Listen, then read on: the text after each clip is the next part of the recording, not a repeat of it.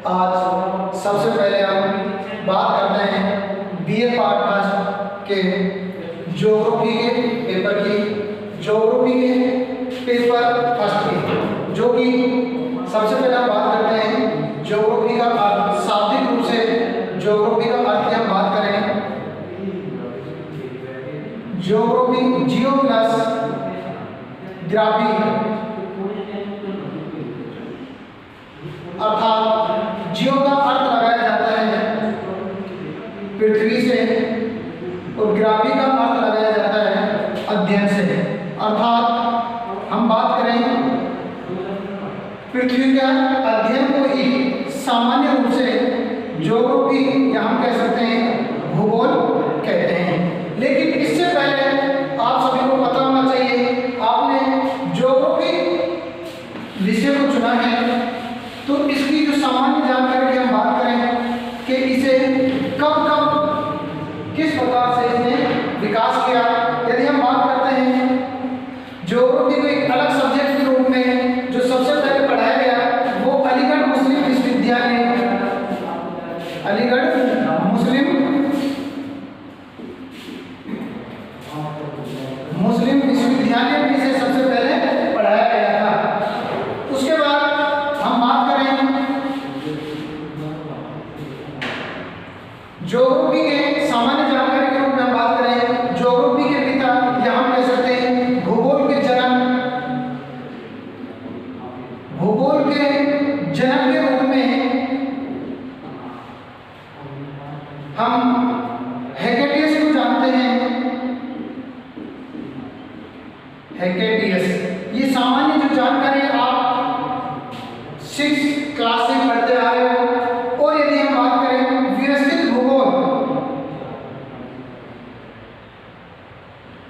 व्यवस्थित भूगोल के रूप में यदि हम बात करें तो व्यवस्थित भूगोल के रूप में इरेटोस्थनीज को, और यदि आधुनिक भूगोल के रूप में बात करें,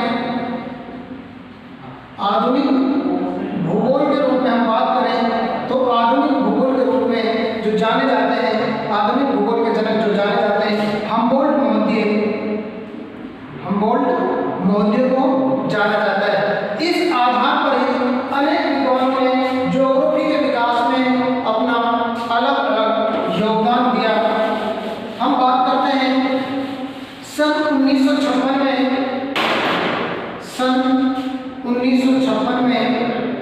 हॉर्सन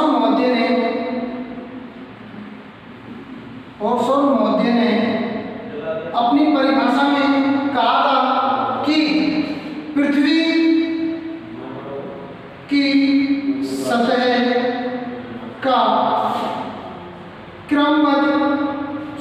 पृथ्वी की सतह की विविधता का क्रमबद्ध अध्ययन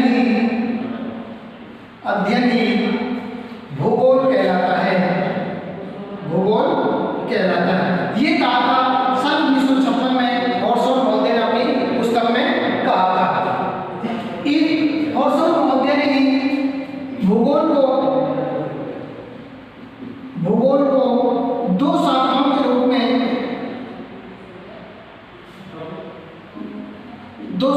रूप में विभाजित किया। यदि हम बात करते हैं ये दो शाखाएं कौन कौन सी थी भूगोल की, तो हॉर्सन महोदय ने इन दो शाखाओं के रूप में जो दो शाखा थी, एक शाखा थी अपनी भौतिक भूगोल,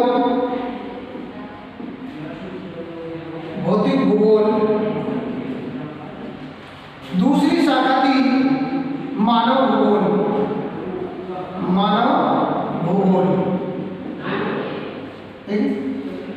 अब हम बात करते हैं इस भौतिक भूगोल पेपर का हम अध्ययन करते हैं अपने बीए पार्ट फर्स्ट ईयर का पेपर नंबर कौन सा है, फर्स्ट।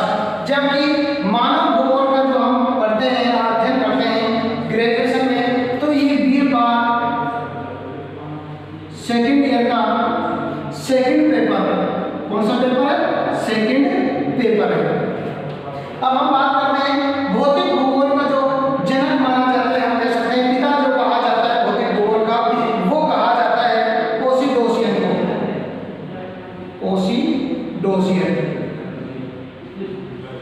या पोसिडोनियन भी कह देते हैं कई बार बुकों में।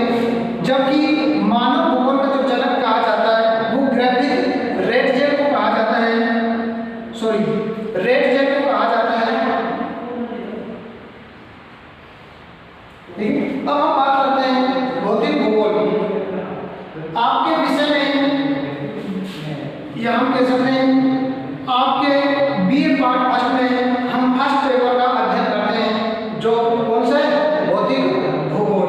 इस भौतिक भूगोल के अंतर्गत हम सिलेबस का, हालांकि अब की बार कोरोना की वजह से सिलेबस में काफी कमी आई थी, लेकिन फिर भी हम कुछ जो कॉमन टॉपिक हैं वो कॉमन टॉपिक उठाते हैं, जो कि कुछ सिलेबस हटाने के पश्चात भी अपने को लगभग मिलेंगे।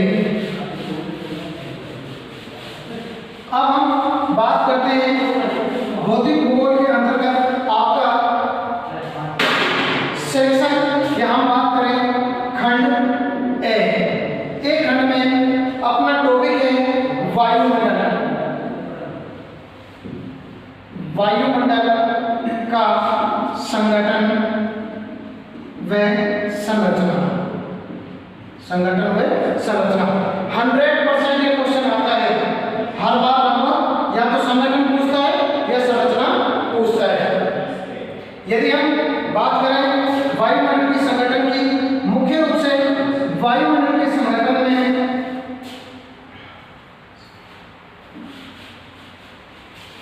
3 घटक मुख्य रूप से उत्तरदायी हैं।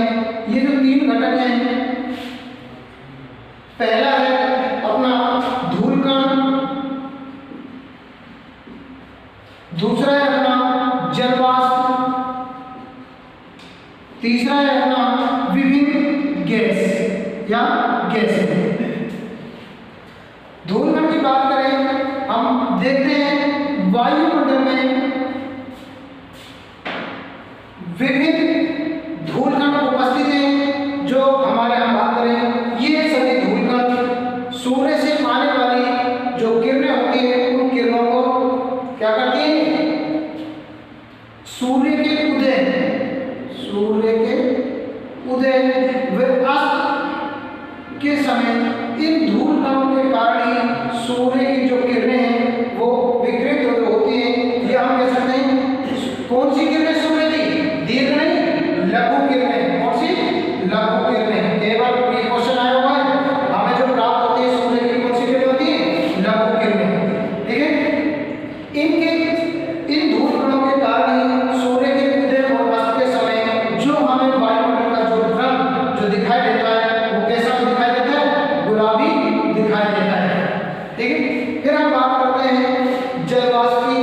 यदि हम जलवाष्प की बात करें तो मुख्य रूप से वायुमंडल में जलवाष्प की मात्रा 2 से 5 मानी गई है, लेकिन औसतन हम जलवाष्प की मात्रा की बात करें, औसतन जलवाष्प की मात्रा वायुमंडल में लगभग 4% मानी गई है। जो कि इस क्षेत्र से ही, हम कह सकते हैं इस टॉपिक से ही आरपीएससी ने क्वेश्चन पुटअप भी किया था ग्रेड फर्स्ट में कि वायुमंडल में औसतन जलवाष्प की मात्रा कितनी उपस्थित होती है। यदि औसत की पूछता है तो कितना होता है, 4, और अधिकतम पूछता है तो 5, और न्यूनतम पूछता है तो कितनी होती है, 2। यानी 2 से 5% औसतन 4% जलवाष्प वायुमंडल में उपस्थित होती है। फिर हम बात करते हैं विभिन्न प्रकार की गैसों की।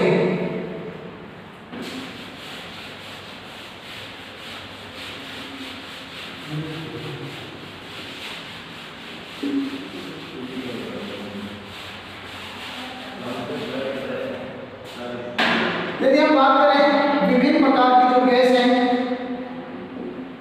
वायुमंडल के संगठन में मुख्य रूप से 8 गैसों का मुख्य योगदान माना जाता है। जैसे अब क्वेश्चन भी केवल कंपटीशन में भी आया है कि वायुमंडल में सर्वाधिक जो गैस की मात्रा है वो कौन सी होती है, नाइट्रोजन, जो कि लगभग 78.20% होती है। उसके बाद हम बात करें ऑक्सीजन।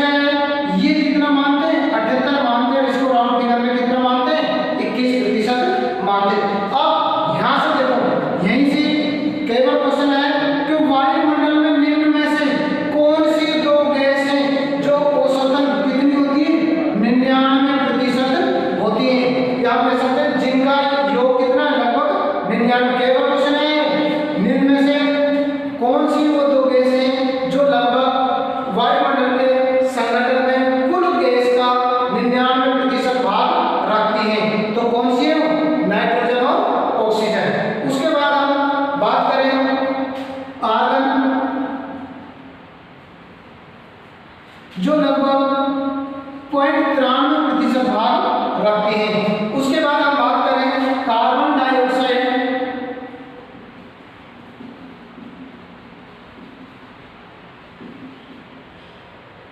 या शॉर्ट में बोले तो हम CO2, ठीक है। इसकी जो मात्रा होती है 0.036। इसके बाद अब ध्यान रखना, इन क्षेत्रों से ही या हम कह सकते हैं इस टॉपिक से ही कई बार क्वेश्चन आया हुआ है। निम्न को वायुमंडल में मात्रा के आधार पर अवरोही या आरोही क्रम में व्यवस्थित कीजिए।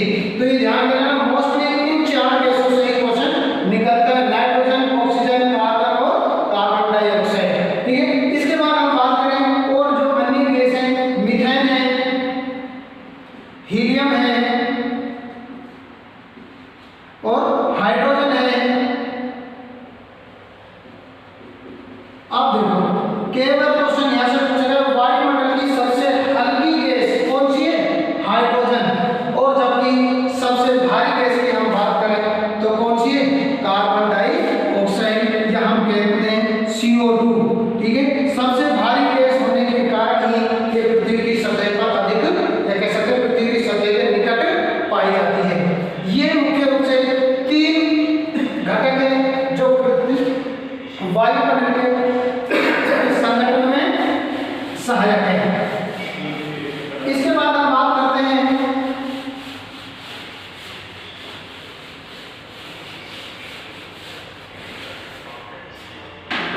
वायुमंडल की संरचना की,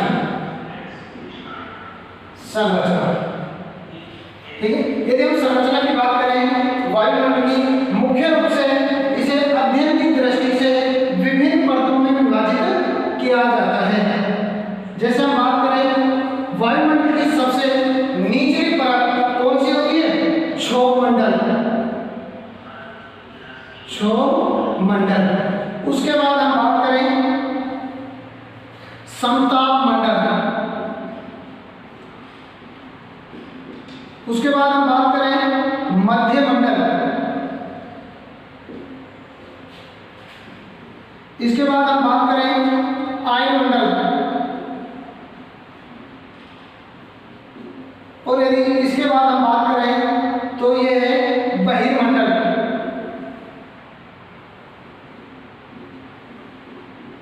और यदि इससे भी हम अधिक ऊंचाई पर जाते हैं तो हमारे पास क्या जाता है?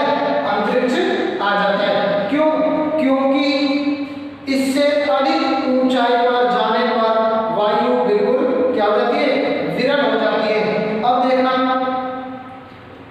यदि हम बात करें संरचना के आधार पर, देखो ये देखो क्षोभमंडल का आप देखा है कैसा, क्या है? कुछ तिरछा लगाया है। क्यों लगाया है? क्योंकि हम देखते हैं इसकी ऊंचाई, यदि हम बात करें इधर होती है 18 किलोमीटर। कहां पर? भूमध्य रेखा पर। अब भूमध्य रेखा पर ऊंचाई 18 क्यों है? जबकि हम इधर देखते हैं ध्रुव पर इसकी ऊंचाई कितनी हो जाती है? केवल मात्र कितनी होती है? 8 किलोमीटर। लेकिन केवल कंपटीशन में पूछा गया है कि क्षोभमंडल की औसत ऊंचाई कितनी होगी? 13 किलोमीटर। बहुत बार पूछा है क्वेश्चन। अब ये देखो ये क्यों होती है? क्योंकि ध्रुव पर क्या होता है? तापमान कम होने के कारण वायु क्या होती है? नीचे जमती है, इसलिए इसकी ऊंचाई क्या होती है? कम हो जाती है। जबकि विषुवत रेखा पर वायु तापमान अधिक होने के कारण वायु गर्म होकर क्या होती है? ऊपर उठती है, इसलिए इसकी ऊंचाई क्या हो जाती है? अधिक हो जाती है। उसके बाद हम बात करें समताप मंडल की, जो ऊंचाई मानी गई है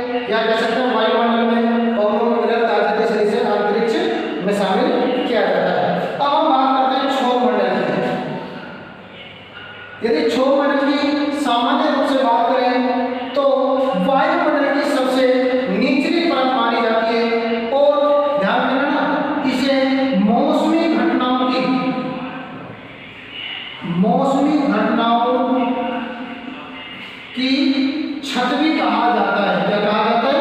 मौसमी घटनाओं की छत, क्योंकि सभी मौसमी घटनाएं इस क्षोभ मंडल में घटित होती हैं। दूसरी इसकी विशेषता क्षोभ मंडल की, जैसे जैसे हम ऊंचाई में जाते हैं, जैसे जैसे हम ऊंचाई में जाते हैं तो क्या होता है? इसके तापमान में लगभग 165 मीटर की ऊंचाई पर 1 डिग्री सेंटीग्रेड तापमान में क्या जाती है? कमी आ जाती है, जिसे सामान्य तापहास दर भी कहा जाता है। ठीक है, यह आपका क्षोभ मंडल। अब नेक्स्ट क्लास में हम देखेंगे समताप मंडल, मध्य मंडल, आयन मंडल, वायुमंडल और इसकी विभिन्न प्रकार की जो भी इसमें घटनाएं